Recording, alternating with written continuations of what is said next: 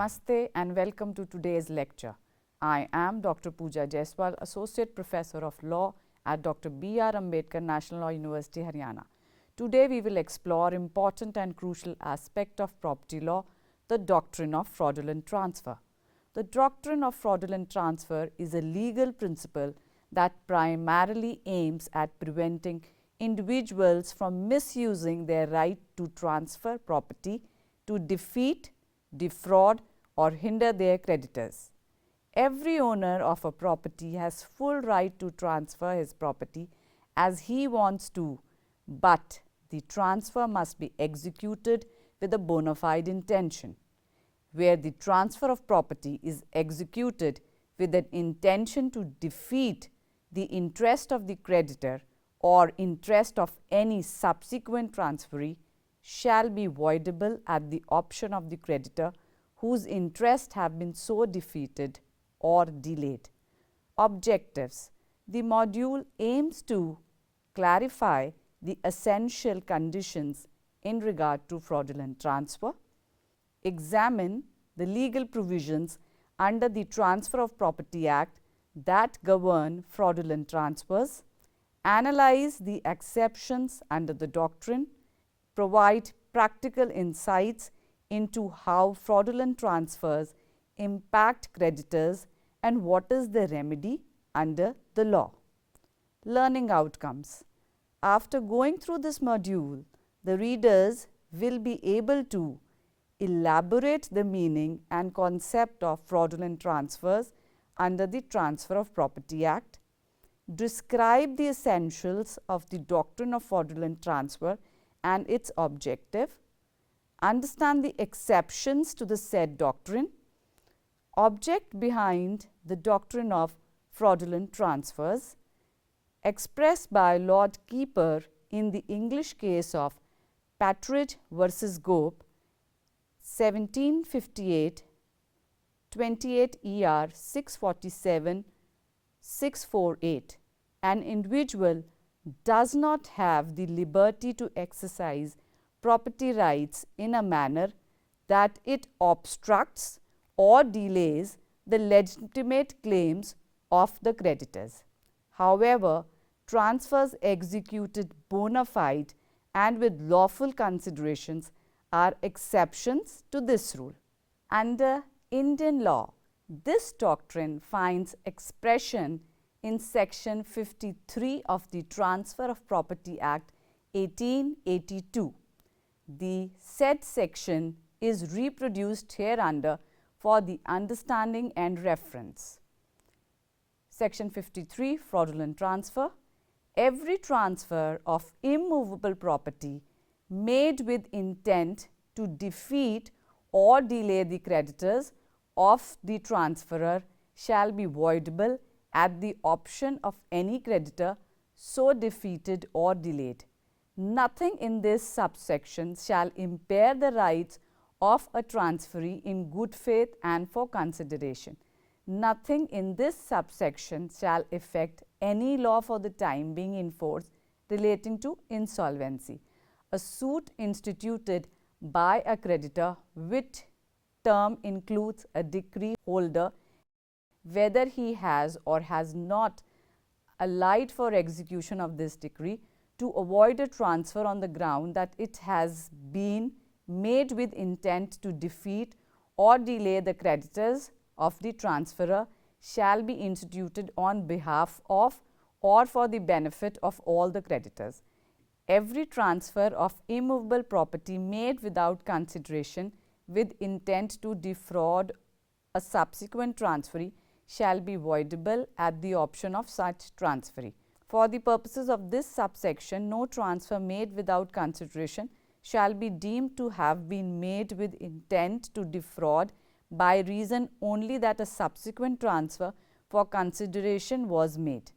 The section stipulates that any transfer of immovable property made with the intent to defeat or delay a creditor is voidable at the option of aggrieved creditor. The onus is on the creditor to decide whether to challenge their validity in the court of law, that is, they are voidable at their option. The objective of this provision is to protect the interest of the bona fide creditors against the deceitful and fraudulent transaction made by the debtors. It is the shield in the hands of creditors against financial losses which might occur due to malified action of debtors. The main objective of Section 53 is to check dishonest practices that harms the interest of the creditor.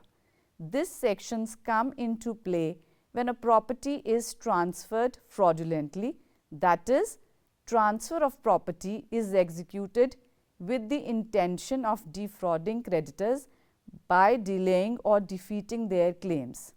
This section serves as a protective instrument for creditors who might otherwise suffer financial loss due to the dishonest action of debtors.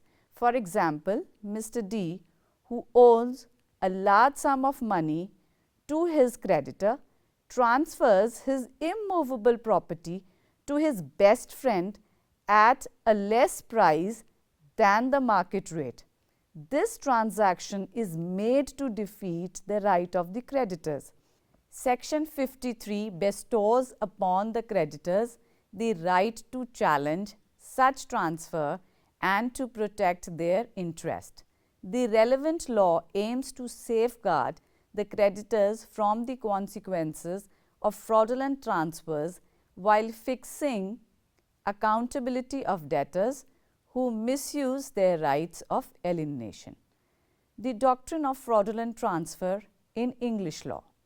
To fully understand the doctrine, it is crucial to examine its evolution and application in English law, especially since many Indian legal provisions were influenced by colonial legislation. One of the most prominent cases that shaped the doctrine in English law is the Twine's case, reported in 3 Cork 80. This landmark case highlights the principles underlying fraudulent transfers and serves as a guiding precedent. In Twine's case, Pierce, a debtor, owed money to 2 creditors, Twine and another individual C. As legal proceedings initiated by C progressed, Pierce executed a general deed of gift transferring all his goods and chattels to Twine. Although Twine argued that the transfer was in repayment of the debt owed to him, the circumstances raised suspicions of fraud. The court identified several indicators of fraudulent intent. The transfer was overly broad and lacked necessity. Pierce retained possession and continued to use the transferred goods, and the deed of gift was executed in secrecy during pending litigation. These circumstances shows the intent of debtor to play fraud upon the creditor. The court held that the transfer was void under Fraudulent Conveyances Act of 1951. Practical examples and broader implication. An example of fraudulent transfer can be seen in the case of a businessman named Mr. S, who was under significant debts and was anticipating the threat of legal proceedings. Mr. S sells his immovable property to one of his close friends for a nominal sum or price. Despite the sale, Mr. S continues to live in the property and use it as he still owns property as the owner. When creditor investigates, they discover that the transaction was merely a facade intended to protect the assets from legal claims. In such situations, creditor can rely on Section 53 to challenge and nullify such a transfer which is just a sham, thus ensuring justice prevails. The case of Edwards versus Harbin, 2 Term Rep 587, highlights the critical role of possession in identifying fraudulent intent.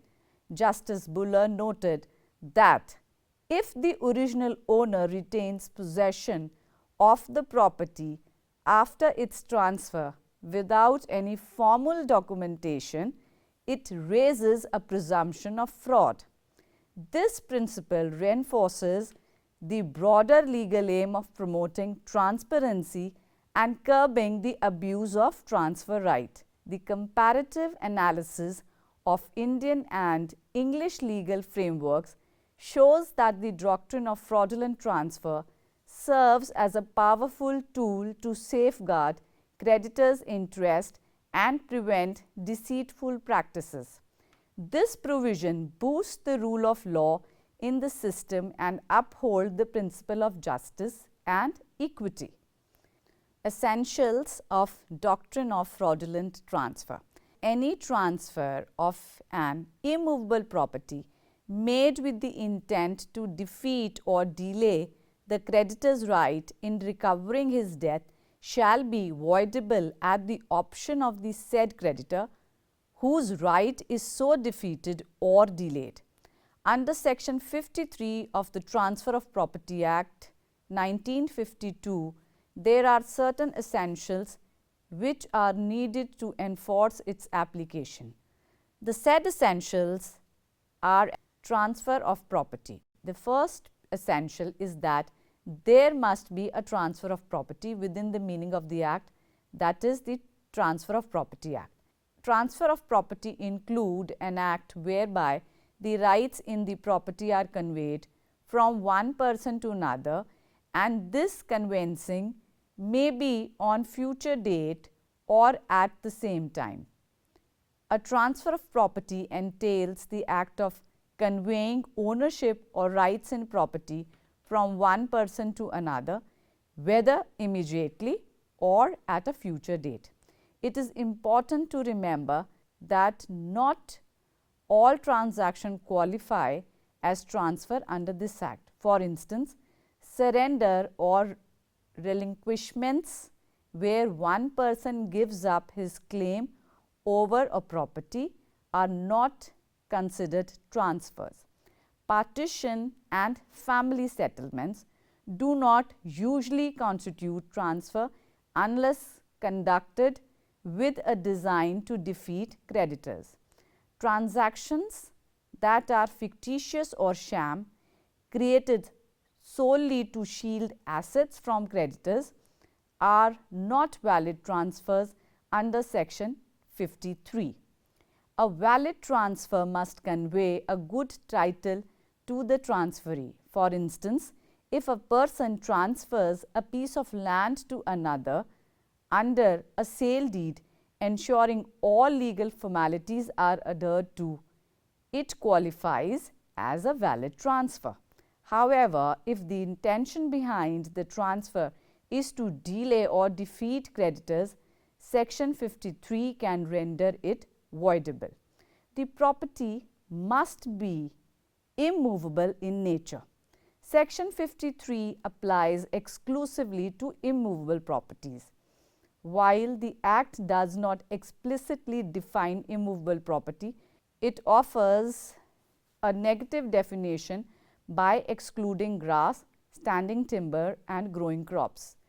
To gain a comprehensive understanding, reference is often made to the General Clauses Act 1867, which categorizes immovable property into land, includes both the surface and subsurface rights such as streams, wells or mineral rich lands. Benefits arising from land includes intangible rights such as the right to collect rent or other interest attached to the land. Attachment to earth, rooted in earth, includes permanent vegetation like mango tree, but excludes grass or standing timber. Embedded in earth includes structures like buildings and minerals. Permanently attached fixtures permanently affixed to immovable structures like windows or plumbing systems. For example, in the case of Marshall versus Green 97 miscellaneous 492, the court differentiated between movable and immovable property based on the purpose of the sale. If the right to cut or remove timber is sold without a long-term interest in the land, it constitutes movable property. Conversely, if the sale includes the land and its benefits over time, it is classified as immovable. Intent to delay or defeat creditor. The transfer must be executed with a fraudulent intention to delay or defeat creditors. This ill intention can often be inferred from the circumstances surrounding the transaction. Courts rely on both direct and circumstantial evidence to establish this intent. Some common indicators include the transfer is conducted secretly or in haste, the transfer is executed shortly after a decree is passed against the transferor, ordering the repayment of debt, the transferor disposes of all their property, leaving none for themselves, the property is sold for significantly undervalued price, the sale deed mentions consideration, but evidence reveals no payment occurred. For instance, if a debtor transfers all their properties to a relative immediately after receiving a court notice from a creditor, the court may presume fraudulent intent. However, proving intent requires careful examination of the transaction's context, making each case unique. Creditors must suffer delay or defeat. The affected party must be a creditor, defined broadly to include anyone to whom the transferor owes a financial liability, whether secured or unsecured. Even subsequent creditors who become owned after the transfer are protected under Section 53. This provision ensures that transfer made with the intent to shield property from future liabilities are also scrutinized. For example, in Ramdas versus Debu and others, AIR 1930, Allahabad 610, the court clarified that the term creditor includes both existing and future creditors. If a debtor transfers their property with the foresight of incurring liabilities, intending to keep their assets out of reach, such a transaction may still be voidable. Similarly, the case of Kanchan Bhai versus Moti Chand, AIR 1967, Madhya Pradesh 145 highlights that Section 53 applies even when only one creditor is affected. Here, the transferor, upon being warned of a creditor's impending legal action, gifted their property to a relative. The court ruled that the fraudulent intention to delay or defeat even a single creditor sufficed for application of Section 53. The transfer is voidable, not void. Section 53 does not render a fraudulent transfer void ab initio. Instead, it is voidable at the discretion of the aggrieved creditors. This means that the effective creditor has the right to approach the court to seek the transfer's nullification. The court's role is to examine the intent behind the transaction and to determine whether it was fraudulent. For instance, if a creditor discovers that the debtor sold their immovable property to a third party at a grossly undervalued price just before filing a bankruptcy, the creditor may file a suit under Section 53. If the court finds evidence of fraudulent intent, it can declare the transfer voidable and restore the property to the creditor.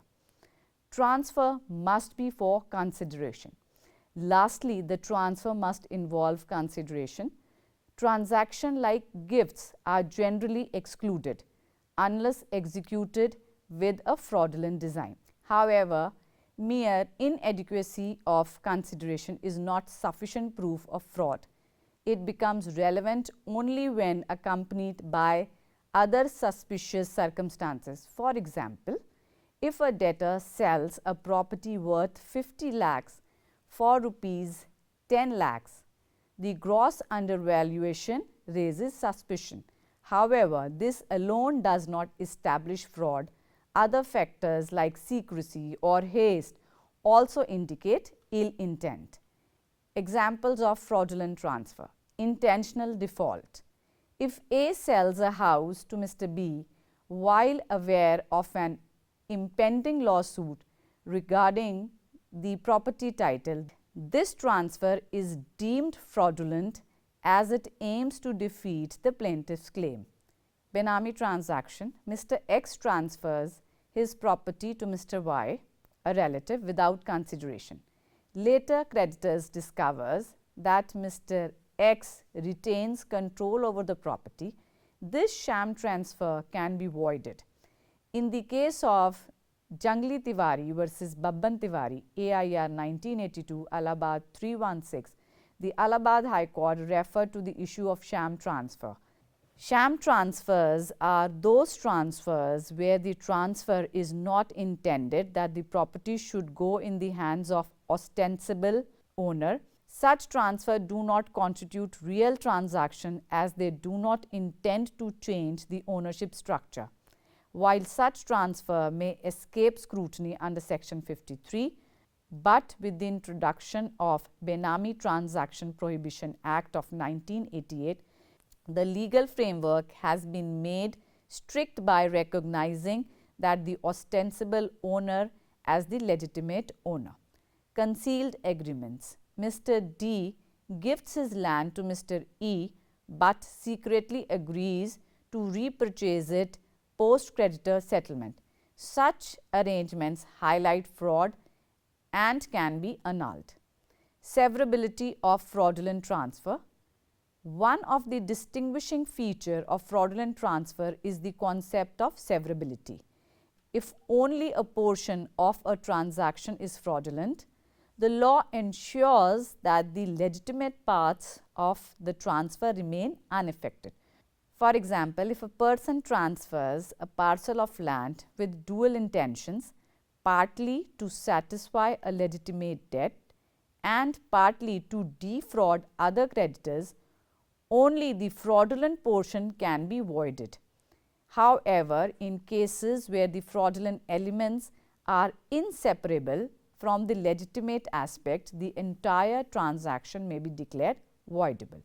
To illustrate, suppose a debtor sells his property valued at 1 crore to a buyer for a mere 10 lakhs with the intent of keeping the property out of the creditor's reach. The inadequacy of consideration and the intent to deceive creditors render the transaction fraudulent. If the fraudulent intention taints the entire deal, the transfer can be voidable as a whole. The importance of consideration and good faith: for a transfer to be protected under law, it must involve adequate consideration and be conducted in good faith. Consideration refers to the value exchanged between the transferor and the transferee, which must reflect the actual worth of property. If the transfer is made for a nominal or a grossly inadequate consideration, it raises suspicions of fraudulent intent. Moreover, the transferee must act in good faith without any knowledge of the transferor's intent to defraud creditors. Let us take an example of a man who sells the property to his friend at the market price, who had no knowledge of the pending liabilities of the debtor. In this case, the transferee would be protected against the application of Section 53. However, if the purchaser has the knowledge about the debtor debt and would have been incoherent with the debtors, then the protection under Section 53 would not apply. The said principle has been vividly confirmed in the case of Vinayak versus Kaniram, AIR 1926, Nagpur 293, where the court invalidated the sale when it discovered from the facts and circumstances of the said case that the seller and buyer were in hand and glove in defrauding the creditor. Exception to the doctrine, transfer in good faith and for adequate consideration. If the transferee can prove that they acquired the property in good faith, paying its fair market value, creditors cannot challenge the transfer regardless of the transferor's intent. The rationale here is to protect innocent buyers from losing property due to circumstances they were unaware of. Transfers governed by insolvency laws. When insolvency laws come into play, the distribution of an insolvent debtor's assets among creditors takes precedence. Transfers made in compliance with insolvency regulations cannot be challenged under Section 53, even if they disadvantage certain creditors. For instance, if a debtor transfers property as part of a court-approved insolvency plan, such a transaction is insulated from challenges based on fraudulent transfer principles. Burden of proof. The onus of proving the transfer void lies on the shoulder of the creditors challenging the transfer. The law cast burden is on the creditor to prove that the transfer intended to delay, defeat or defraud his claims.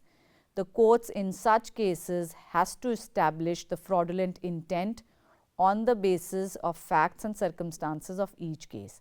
The burden of proving fraudulent intent lies squarely on the creditors who challenged the transfer. So, to conclude, it is submitted that the doctrine of fraudulent transfer as laid under Section 53 of the Transfer of Property Act 1882 safeguards and protects the rights of creditors against deceptive and fraudulent actions of the debtors that are done with the objective to escape their financial liabilities. It can be validly inferred that the said provision addresses issues where a debtor transfers an immovable property with the malified intention to evade liabilities and to deprive the creditors of their rightful claims. Such transaction, though may be legally valid at the first glance, but can be held to be as voidable if intent is discovered to be fraudulent or deceitful. This doctrine empowers the affected creditors to challenge such transfers and potentially can overturn such transaction, thus securing the interest of the creditors. The primary purpose of the said doctrine is to deter dishonest debtors from abusing the legal system by allowing the creditors to question the intention behind a transfer. The law puts in place a mechanism to prevent misuse, thus upholding fairness. The purpose of this doctrine is to provide the creditors option of questioning the transaction intended to defeat their rights to recover the debts owed to them. Ultimately, the said doctrine maintains a balance between ensuring justice to the creditors and protecting legitimate transactions that are executed in good faith and with consideration. This brings us to the end of our discussion on fraudulent transfers.